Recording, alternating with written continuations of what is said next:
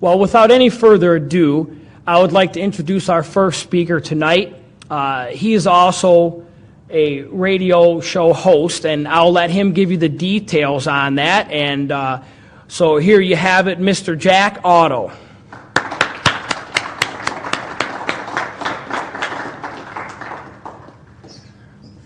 Thank you, friends. 65 years ago today, God Almighty put me on this earth, and I believe it's to fight against this New World Order. Thank you and happy birthday. Thank you. We are being cornered like cattle into a pen, squeezed down, and we're never really going to be free people unless we're brave. Because this was only the land of the free as long as it was the home of the brave. And this started a long time ago with people that go back to the 4th century. Let me tell you about the flight of the Khazar warriors out of northern Turkey in 500 AD. They were a despicable bunch. You could go to the king of the Khazars and rent an army from him, an army of 40 or 50,000 men. But it didn't matter what kind of a deal you struck with their monarch. He wasn't called a king, he was called a shagan. Once the battle was done, they rape and pillage. Doesn't matter what kind of agreement you had with the king. That's the way it ended up. And so as a consequence, people in the area garnered a great deal of animosity for these Khazar warriors. And in 500 AD, they were driven out. And as they came down south out of Turkey, some fled to the west into Romania and Hungary and became the Gypsies. The rest followed their monarch, the Chagan, up into the steppes of Russia and north of there to the Caucasus Mountains. And as they settled in there, they quite easily enslaved the relatively peaceful agrarian Slavic folks that were indigenous to the area. Then they came under pressure to take sides in a growing contention around them. Coming down from the north was Eastern Orthodox Christianity, and coming up from the south was Islam. And they knew that if they succumbed to pressure from either of those to join their organization and embrace their philosophy, it would surely offend the other.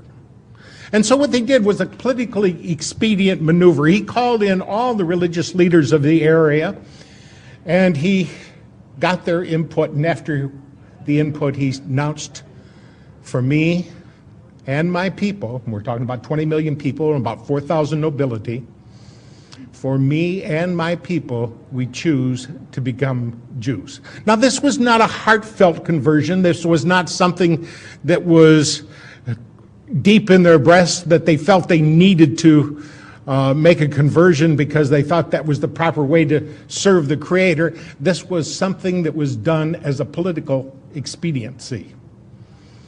And in the course of studying about their new religion, and you do have to study it, even if you're only going to charade, it is absolutely necessary to study about it so that you can fake it. And in the course of doing so, they came across a character with whom they could truly identify. It was Lucifer, the morning light, that fell from grace and became Satan, the adversary.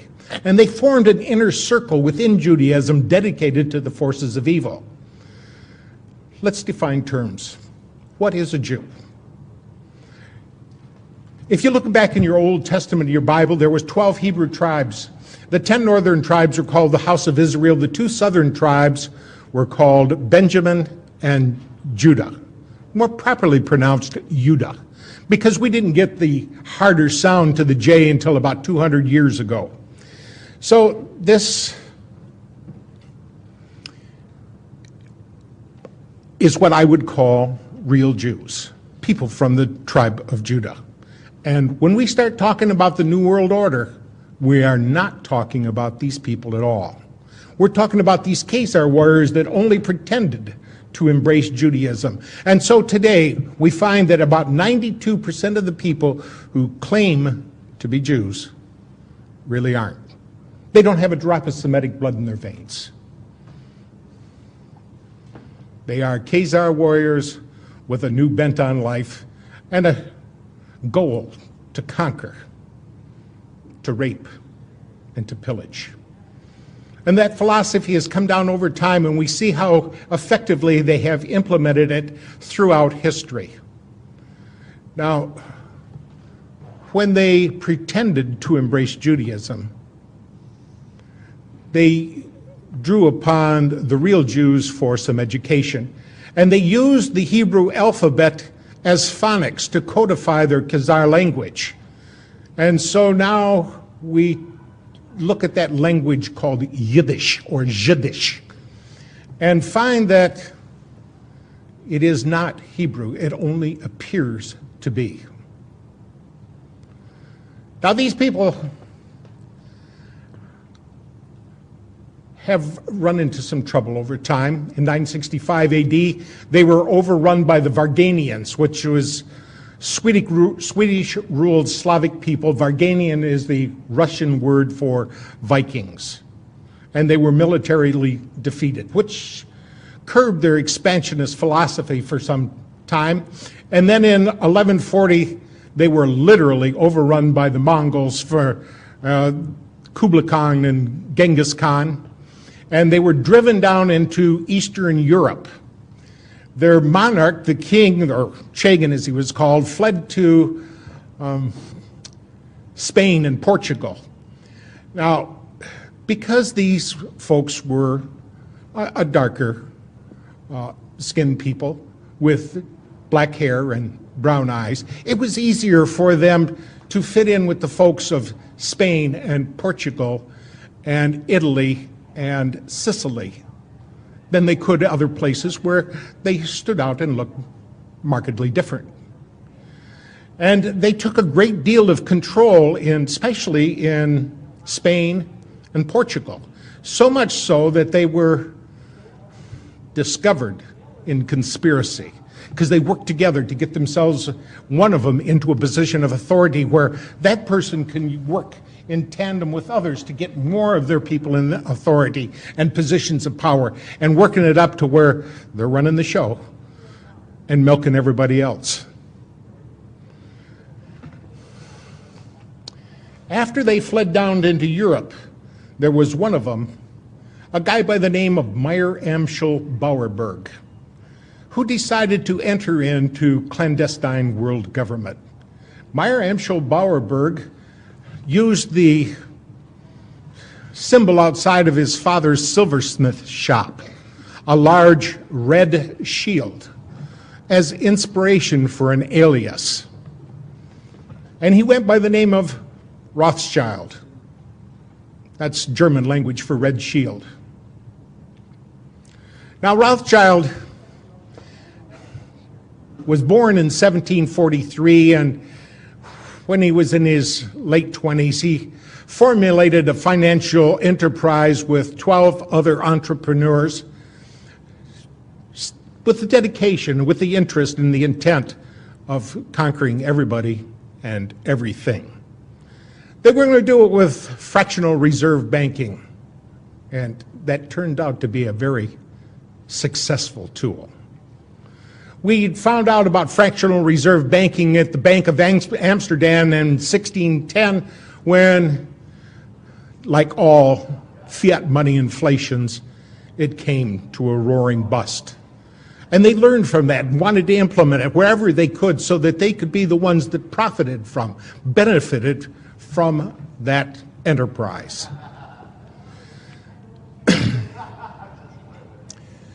Now, Meyer Amschel Bauerberg had 5 sons, and he took these 5 sons, and as they became of age, he sent them to foreign countries to operate not an independent banking system, but one in conjunction with the rest of their people.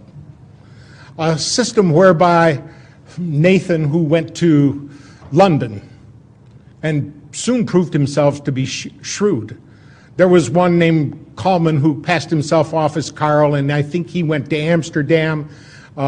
Jacob called himself James in Paris. And we find that throughout the world, in 5 big locations, they had banking institutions that had a very clever idea. And if these people weren't so evil, it would have been easier to admire what they did. But they had a system whereby you could go to one of the banks in one country and deposit gold with them and get a receipt for it. And then go to the foreign country where they had another office, take that receipt, and get your gold. And you didn't run the risk of losing your gold on the high seas, either to wind or to pirates or anything else. So in a way, it was kind of a clever scheme, however. These people were despicably evil, and their intent to make money was to not just put themselves for their head, but to hold others back. Now, Meyer Amschel Bauerberg lived to be, he lived from 1743 to the year 1812, and that's why we got that 1812 overture, was to honor him. His associates respected him and wanted to salute his passing. Meyer Amschel Bauerberg changed his name to Rothschild, and he also dropped the Bauerberg suffix and called himself Bauer, closer to home, where he lived there at 148 Judenstrassen in Frankfurt, Germany. They later moved down to 148 Judenstrassen, and it was from there that he was able to do much of his chicanery. And he got in league with a guy, William the Ninth of Hesse-Kassel. Now, if you remember about the Hessian warriors were something that were warrior slaves that was purchased by the King of England from this Landgrave of Hesse-Kassel. They were purchased for the price of $12,000, and much of that money was earned by just capturing these people through actual out-and-out brigand slavery and holding them until they could be sent to the king, and which they were told, don't ever let those colonists get a hold of you. They will skin you alive. Well, when the Hessian soldiers got captured by one of us, one of our forefathers, they started crying, oh, please don't skin me. And they said, well, skin you? We're not going to do that. Then they realized they had been lied to. Many of them came over and joined the revolutionary forces of the Americans, and a lot of them escaped out to the west and melded in and became what we might call squatters out there in the wide open west, like the rest of us did. Now, they did a pretty good job of interfacing with the Native Americans out there, and were able to garner some respect for them. So it was among these same people that brought about so much of the war that we see in front of us throughout history. It was fomented primarily for profits, and to scare us into believing that the only way that we could circumvent this war, to get this behind us, is if we were to form a league or United Nations. Now, the first attempt was when they had their man Napoleon. Now, Napoleon was the Emperor of France, but he came from Corsica, and it was shortly after Corsica was brought into the French Empire that he was given the nod to become the emperor and to engage his war. Now, this was shortly after that French Revolution. You know, I'm going to go back and take a step back here and talk about that French Revolution for a moment. See, it was shortly after a man named Adam Weishaupt, in May 1st of 1776, formulated an organization called the Illuminati. This was done on behalf of Baron Rothschild, and it was for the express purpose of fomenting their plans and executing their goals for conquest.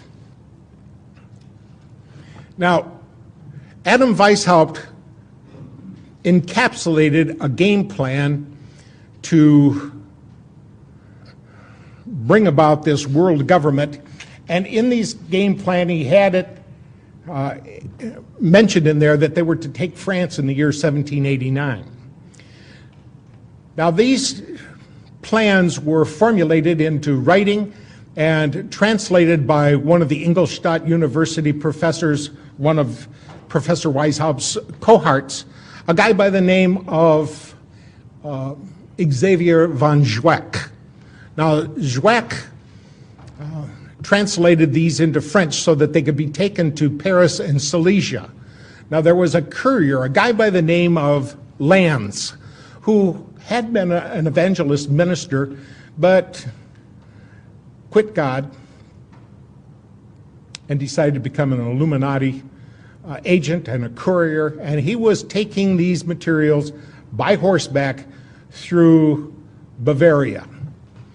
In a place called Regensburg, he was struck by lightning, and it killed both him and his horse.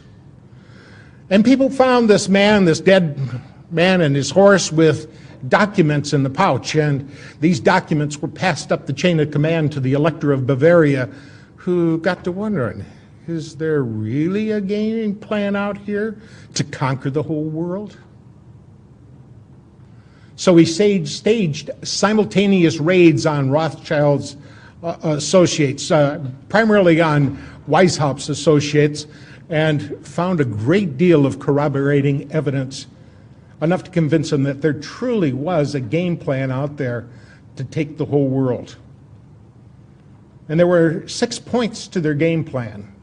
They wanted the abolition of all religion, the abolition of property rights, of inheritance, and the worst one was down at the bottom of the list, the abrogation of the family. Now, we can see how that was implemented in Red China. Men went to one dormitory, women went to another dormitory, boys were here and girls were here, and the family was totally destroyed, and they used that to brainwash those people. When you got kids with no control over them except the one facilitator or his associates, the children are at their mercy. And it's planned for here, for us, for our children, for our grandchildren, our great-grandchildren. They intend to show no mercy. Now, this formulation of the Illuminati led them down the road to this game plan wherein they are working diligently to take over the whole world. And in the course of doing so, when this courier was found, the Elector of Bavaria, one Theodor von Dalberg, decided after he staged those simultaneous raids that he was going to contact every head of church and state in all of Europe and gave them a translation of the documentation that was found in the pouches of that dead courier, that apostate minister named Lanz. And so it was after the Napoleonic War when Napoleon ran into Lord Wellington at Waterloo and was stomped. Now, this would have been a big setback for Mr. Rothschild, but Mr. Rothschild had one of his associates following the war along. And this associate sent a message back to him by carrier pigeon. And the carrier pigeons let him know that Wellington had won. So what he did was he was in Paris at the time, and he jumped in a boat, and he had some men take him through some terribly dangerous seas. Too bad he didn't get it right then and there, but nevertheless, he made it to the other shore, to Great Britain, and he sold all of his British financial securities. And then he started acting all so scared, and let the rumor out that Napoleon had won. Well, if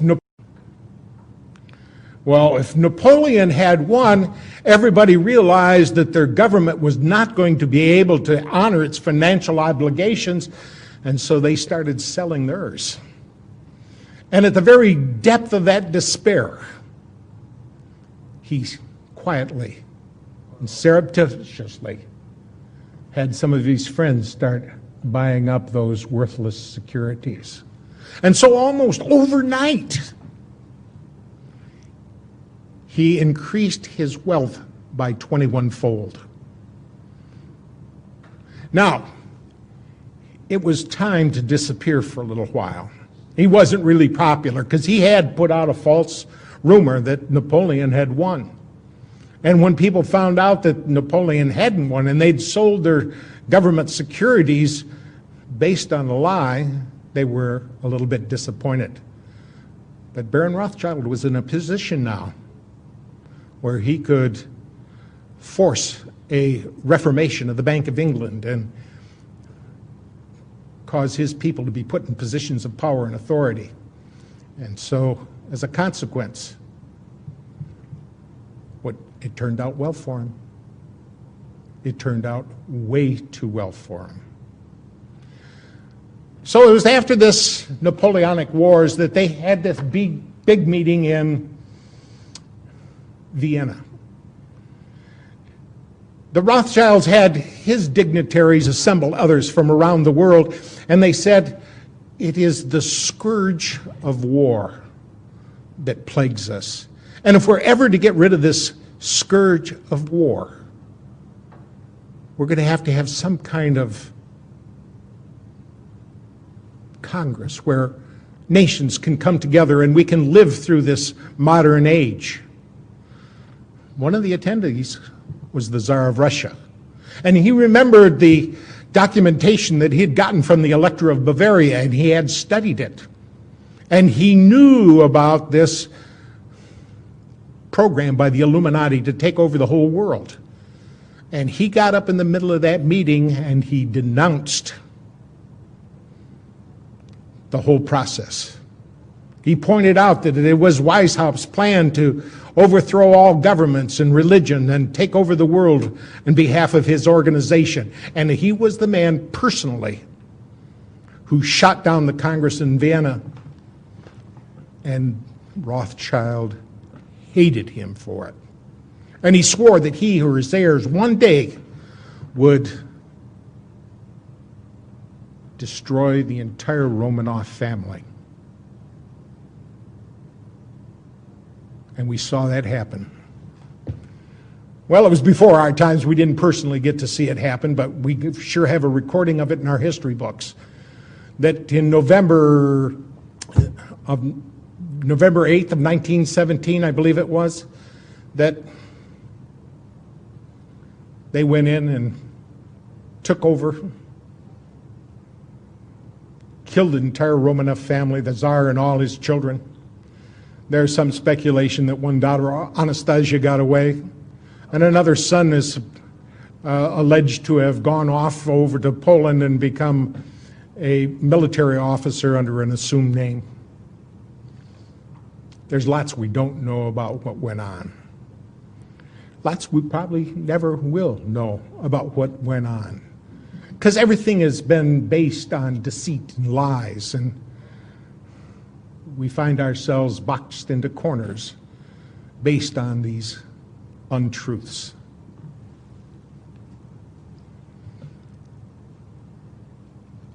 So it was shortly afterwards that they had another man from their group, a guy by the name of Abraham Lincoln, whose real name was Springsteen. And Abraham Lincoln Springsteen went about fomenting the Civil War here.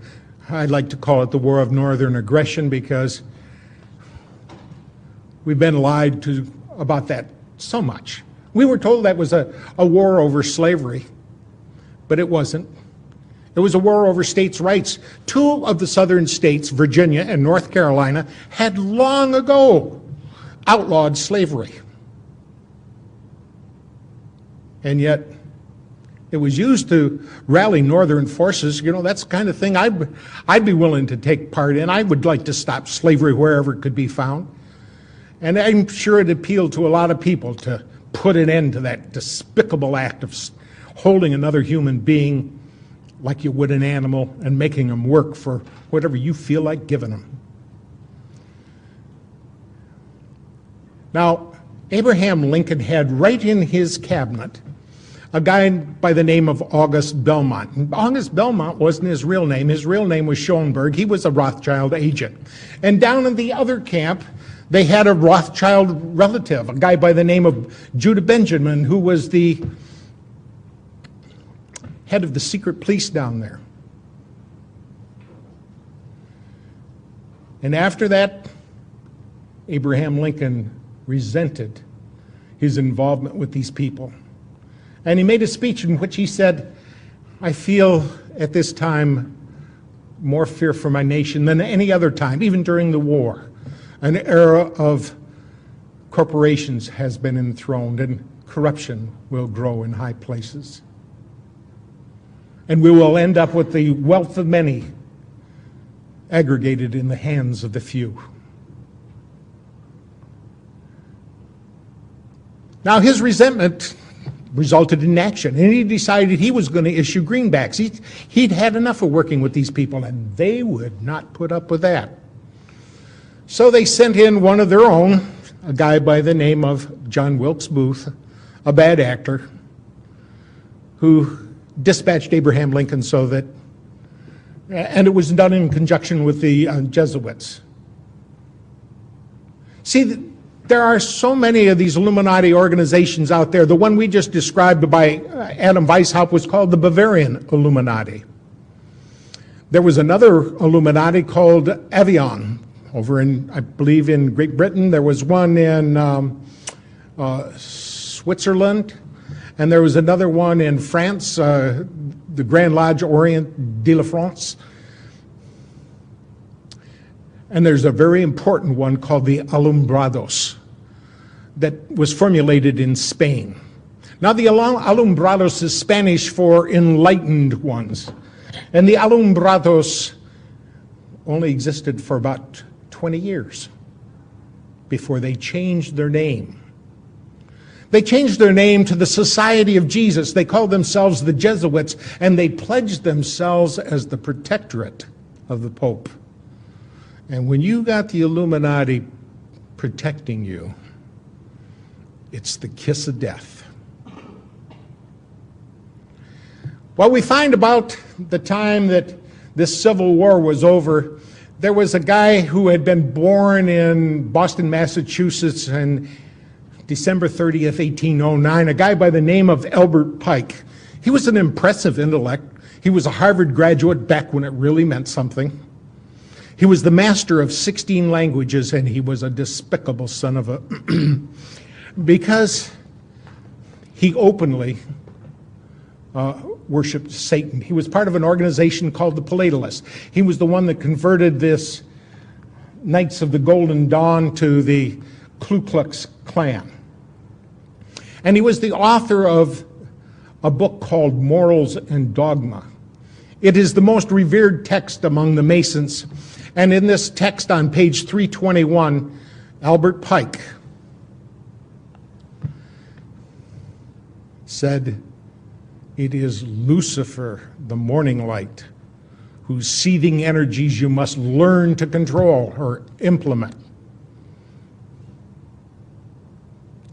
So it was this Albert Pike, the same guy that wrote a letter to his superior in the Illuminati, a guy over in Europe by the name of Giuseppe Mazzini, who was the revolutionary leader. And Giuseppe Mazzini also happened to be the founder of the mafia.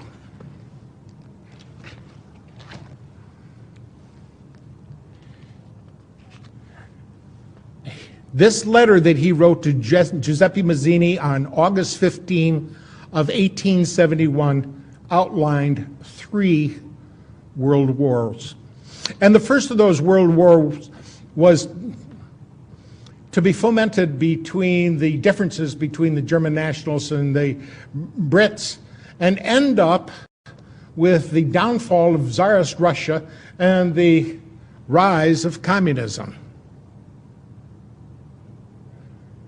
Any of us who studied any history at all knows that's exactly how World War I took place.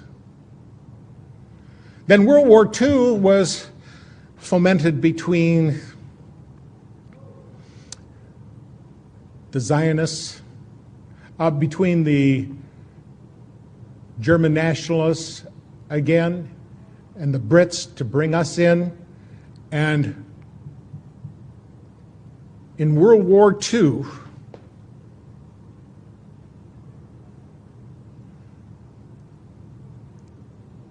Israel was to be born.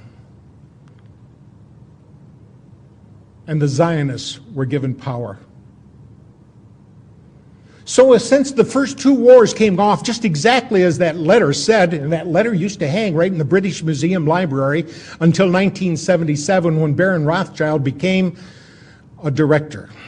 And as soon as he was on the board of directors, that letter disappeared from the library. Immediately.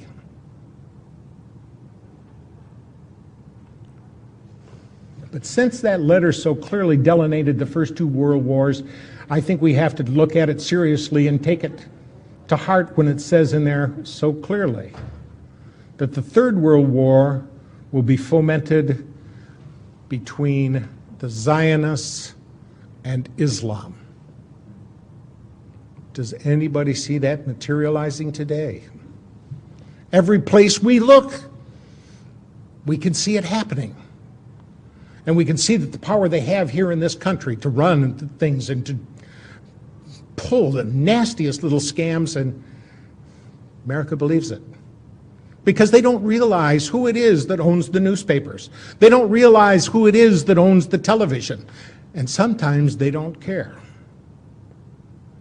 As long as there's going to be football on the Monday night and I got beer at hand, that's all that counts. Well, at least for a lot of people. And I think once they find that they have let their children and their grandchildren slip into tyranny, they may regret it. But regrets never come at the beginning, they always come at the end.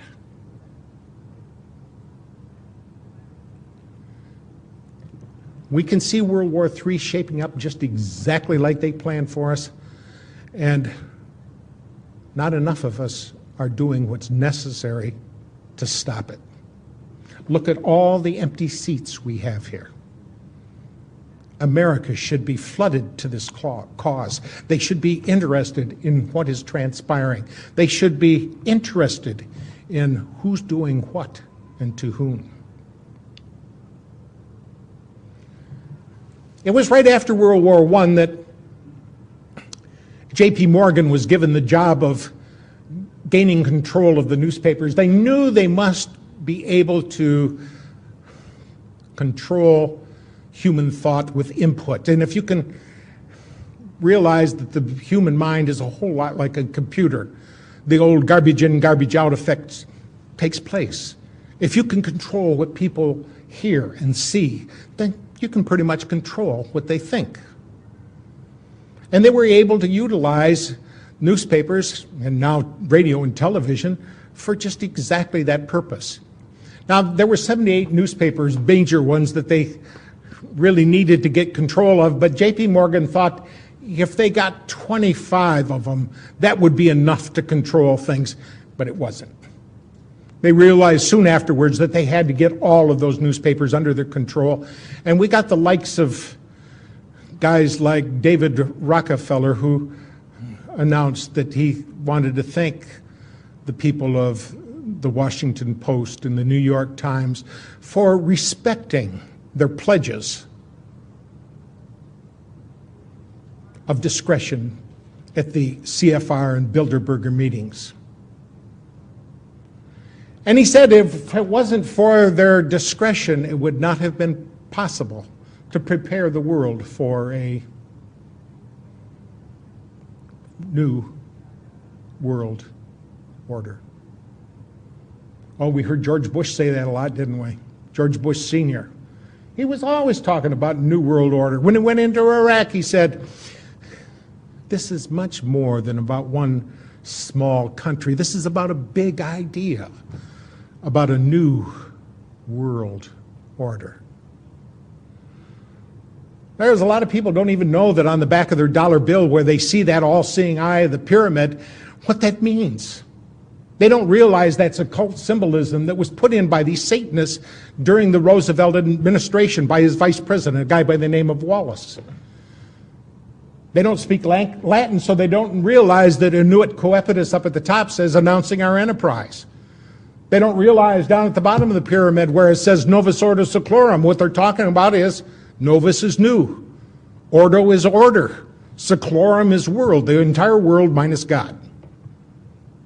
So we're talking about a new world order without God.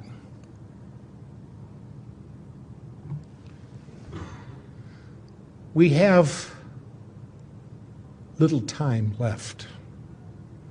So much of what they've done has been implemented, and we can see that they were able to do a lot of this through fractional reserve banking. That was accomplished several times.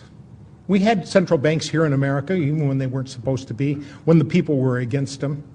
Oh, they never dared to call it a central bank. But essentially, that's what it was. The War of 1812 was fought just because people weren't going to have a central bank. But by 1816, at the Treaty of Ghent, we had another central bank here in America. Through this fractional reserves, they are able to change prosperity and poverty. It's all done through the discount. If you lower the price that you lend to the member banks, they can in turn lower the price that they lend to their banks, who in turn can lower the price that they lend to people. And if it's low enough, people are going to go out there and borrow money and use it and get themselves trapped, not realizing how badly they are pinned in. Because all it takes is a little change on that lever and they start taking money out of the system. And when they take the money out of the system, it becomes sluggish. Just like you, if somebody took 1/3 of the blood out of your body, it would affect you. Well, that's what happened here. They told us that the Great Depression was brought on by people who were investing in the stock market on a shoestring. And because they had only 10% down, they had great marginal swings caused by the leverage of that debt. But the real truth of the matter is, the thing that really brought it down was they removed 1/3 of the money from circulation. So with that lever, they can move things up and down, and as goes up, people run out. Oh, prosperity is here. Let me jump in on the bandwagon and get my fair share. And about the time they do, about the time they think they're leveraged up and ready to roll, so they're going to make some money with their new business, all they got to do is lever it back down. And then they go in and collect through forfeiture. Do you know how many homes are being scooped up by the banks right now? I think it's so close to the end time game here, that some of these smaller bankers are going to find out that they're getting pinched in this thing too. See, it's only the fattest of the fat cats that they really intend to have survive and prosper. They're trying to wipe out the whole middle class. I don't feel like I'm middle class anymore. I feel like I have been reduced to the impoverished. Life is not the same as it used to be. We just do not have the same kind of prosperity that we once had. And if they can have their way, and I see no reason why people in authority with as much power and leverage as they've got, it's going to be difficult to stop them from having their way. We're all going to be reduced to abject penury. Life where you won't have two nickels to rub together. You may have a whole pocket full of $1-million bills to rub together, but they won't buy anything.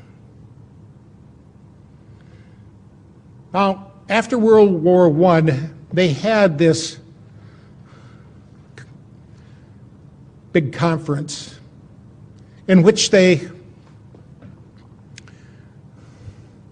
brought together all the people involved in the war to have a settlement and a signing of the armistice with Germany.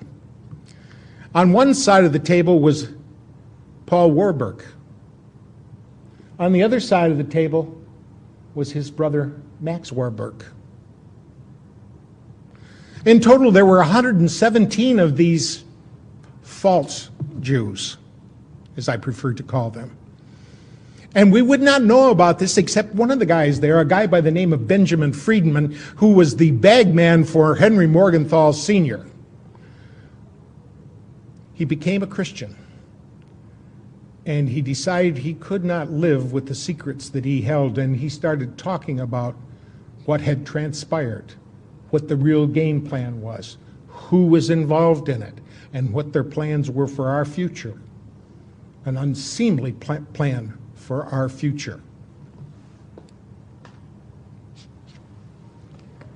Much of that was done with these, what you call false flag operations. A false flag operation is where you go in and pretend to be somebody else, do something wrong, so that the people that you attack think, hey, it was those people that did it to me, when it really wasn't those people that did it to you. We find that a whole lot of that is done by these false Jews. For example, the Lusitania was sunk to start World War I. Now, Germany had taken out advertisements in the New York newspapers and said very specifically that they were carrying munitions aboard that Lusitania. Don't go on it. Well, while they were doing that, they ended up sending off some of that ships and with 128 American passengers aboard it. And it wasn't Germany, it was Great Britain that sunk that ship to suck us into that war. They were having trouble. See, Germany was already winning.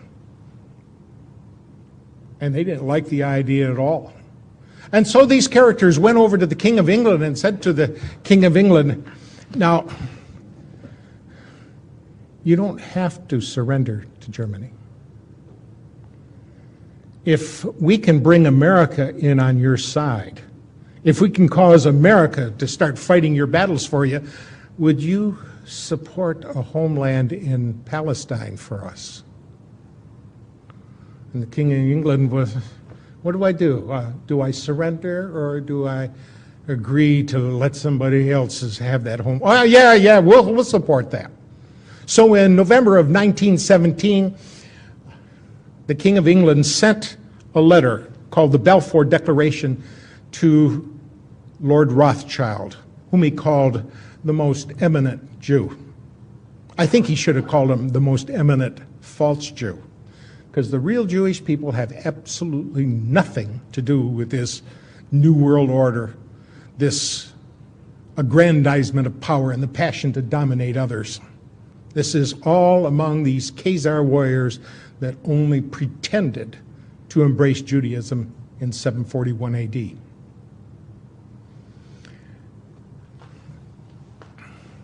We find that as time went on, that we run across some of these things that these characters have done. And it was in May of 1919 at Dusseldorf, Germany, that the Allied forces obtained a copy of the Communists' Rules of Revolution. Now, you got to remember that communism was their front, too. When we find out the names of some of these characters, you realize, yes, this web is more intertangled than what you might realize. And we find that some of the characters, like Karl Marx, his real name was Kissel Moses Mordecai Levy. Karl Marx was just an assumed name. And he worked with people over there like Lenin, whose real name was Ulanov, and the commissar of the Red Army and Navy, called Leon Trotsky. His real name was Lev Davidovich Bronstein. And when you find out how all these people have been pulling together to foment so many of these things going on here, you should be forewarned. Because this is not just accidental history. This is conspiracy.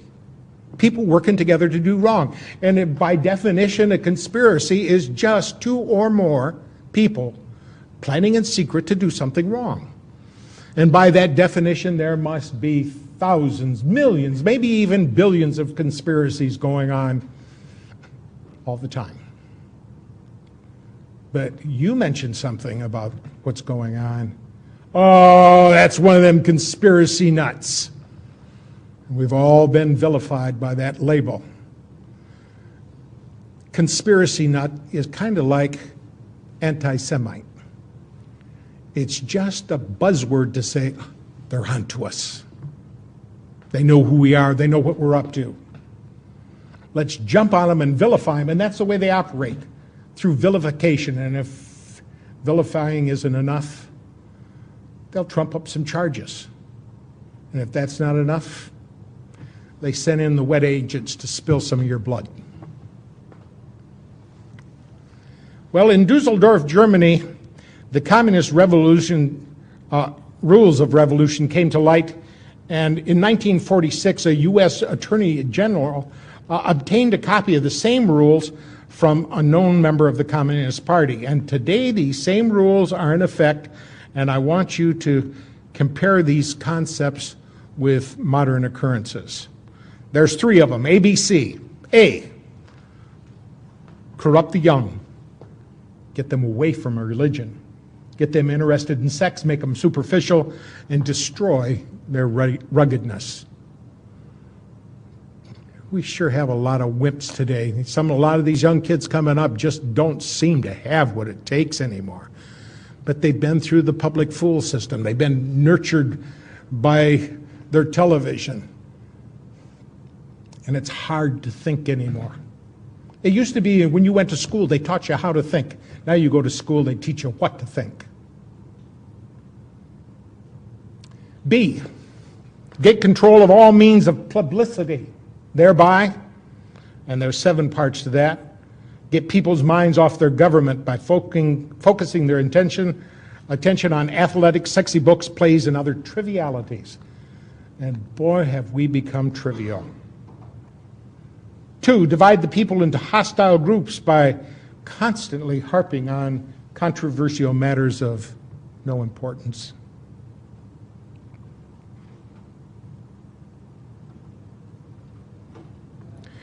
Number 3, destroy the people's faith in their natural leaders by holding the latter up to contempt, ridicule, and disgrace. 4, always preach true democracy, but seize power as fast and as ruthlessly as possible. Number 5, by encouraging government extravagance, destroy its credit, produce fear of inflation with rising prices and general discontent. That one has really been implemented with vigor. We're playing welfare Santa Claus to the whole world. Now take a look at Israel alone. We send $15,500 for every man, woman, and child. That's a lot of money. Sometimes I think some of us wish, gee, I wish my government would give me that much each year. Now that's only the above board welfare. There is a sub rosa welfare. For example, that's our only friend in the Middle East. Therefore, we got to have a base over there to protect them. Do they give us a base, or do they rent it to us at a high price? Well, since we never find out exactly how much it's going to be, they can rent it at a high price, and nobody counts it as part of the great welfare. Number 6, incite unnecessary strikes in vital industries, encourage civil disorder, and foster a soft and lenient attitude on the part of government to such disorder. Number 7, by specious argument, call the breakdown of the old moral values, honesty, sobriety, self-restraint, faith in the pledged word, and ruggedness. So those are the 7 reasons they wanted to get a hold of means of publicity so they could implement that. And number C of the communist rules of revolution, cause the registration of all firearms on some pretext with a view to confiscating them and leaving the populace helpless.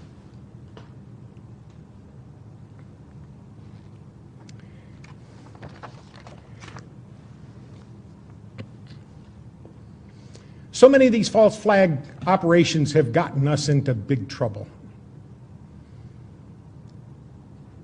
We know now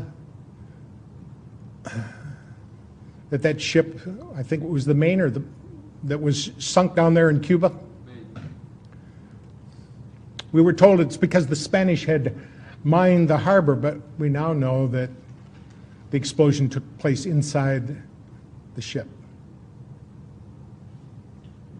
It was all the excuse they needed to go attack and wage war against Spain. We see so many of those false flag operations. World War II, it was Pearl Harbor. It wasn't a false flag operation, but it was sure close to it. It was pretending like we're just innocent people standing here, when 6 months before Pearl Harbor, our government froze all Japanese money in banks. Any way you look at it, that's theft. 3 weeks before Pearl Harbor, our government gave him a 100% oil embargo. Do you remember back in the 70s when we got a 10% oil embargo from the Arabs, and the lines at the gas pumps were long and we suffered under that? That was a 10% oil embargo. And our government tried to run a 100% oil embargo upon those people who just weren't going to put up with it. Now, I think Admiral Yamamoto was right that when they came over and stung us, they were only waking a sleeping lion. But there was nothing else they could do. It's either knuckle under or fight. And that's where it is to us. It's getting down to the point where we either knuckle under or do something to fight about this. Right now, it's a fight of words because, quite frankly, we're in a very awkward position here. It's too late to work within the system and probably too early to start shooting.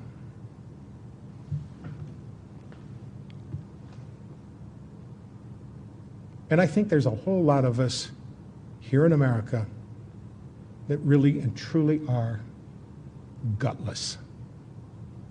And it's only going to be the land of the free as long as it's the home of the brave.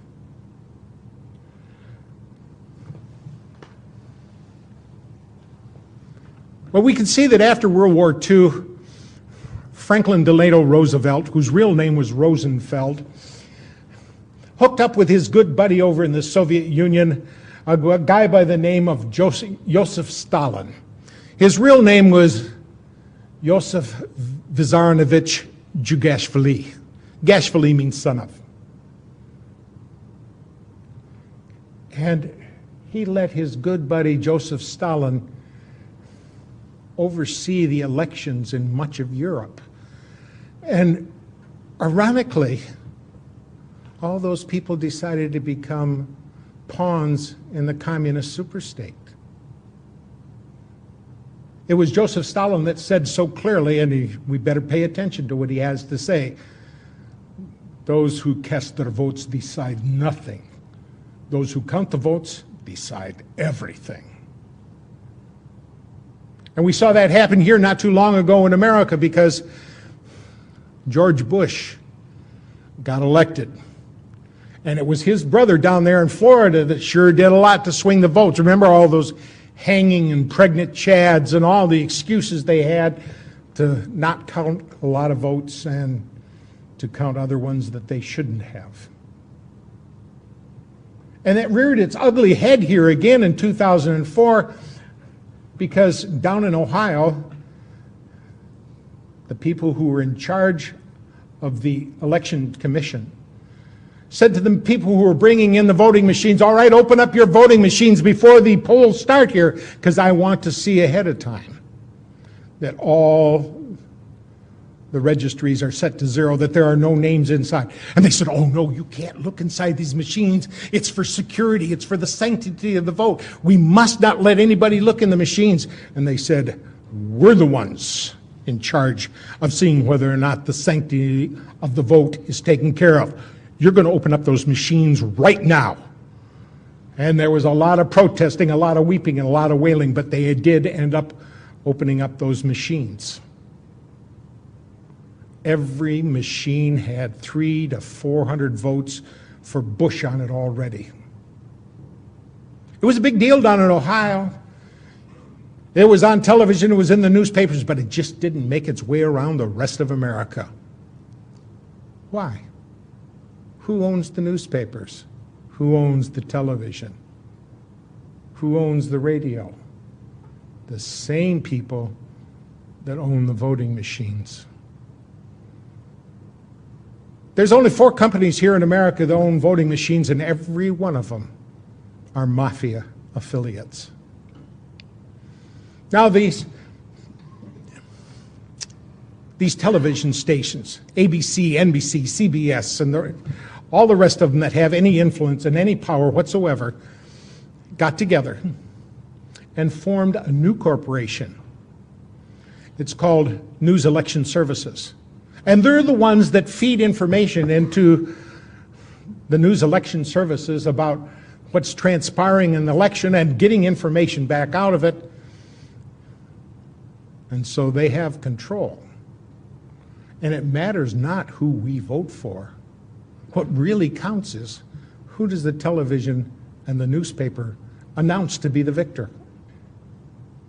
It's important because at stake is not only our freedom, but if we don't have freedom, we don't pass it on to our children. And if they don't have it, they don't pass it on to our grandchildren. And it's important to me for subsequent generations to enjoy the treasures, the pearls, the gems of liberty. Liberty is that notion where you got a right to make a choice. You decide what's good for your life. But somehow we've got to the point where you have to get a license for everything.